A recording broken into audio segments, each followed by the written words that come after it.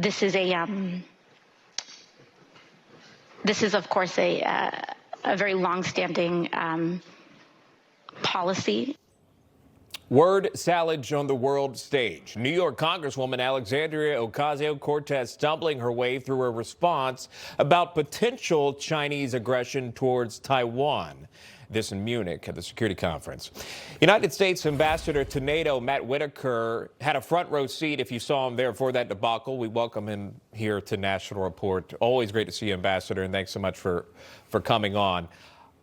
We watched this answer or lack thereof, a very difficult time for AOC.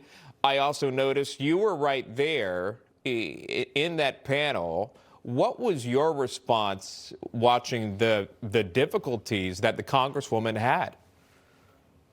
Well, first of all, good to be with you. And, not only was Congresswoman Ocasio-Cortez there, but also Governor Whitmer was the third panelist. And that was several questions deep into the panel where both of them at least turned to me once or twice, wanting me to answer first so that I guess I could, help them with their homework. And then ultimately, when I wasn't willing to do that, they gave some sort of interesting, to say the least, non-answers. But, this is obviously the Munich Security Conference is the Super Bowl of foreign policy when it comes to these issues. And, the expectation is that this panel, in my preparation for it and my experience, is that this panel was going to be about all the current issues facing the world, whether it's, an ascendant China, whether it is the war in Ukraine, whether it is the situation in Gaza. All these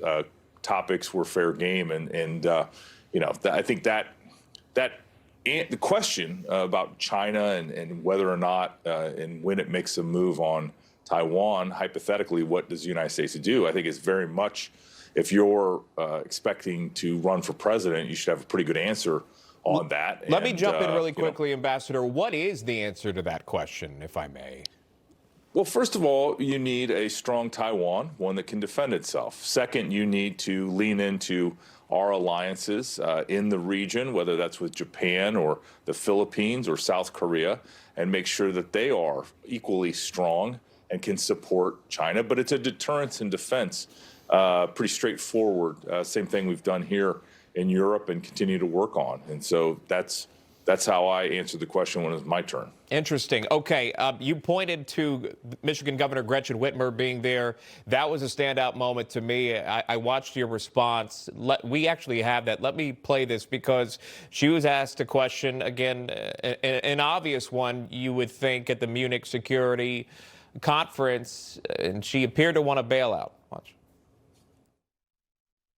On Ukraine, what does victory look like? Ambassador. No, please. I'd love to hear your answer. It is. The two that I am on the panel with are much more steeped in foreign policy than a governor is. So then, what are you doing there? I guess is my question. But I digress. Why didn't you help her in that moment?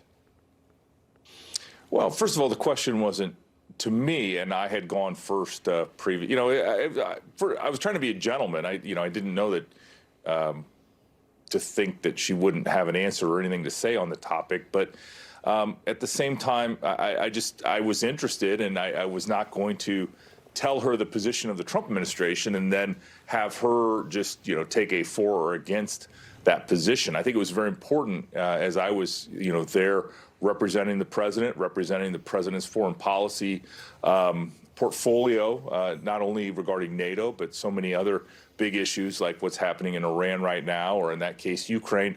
And so I didn't, want to provide really the unchallenged version of what we're trying to do here in the administration.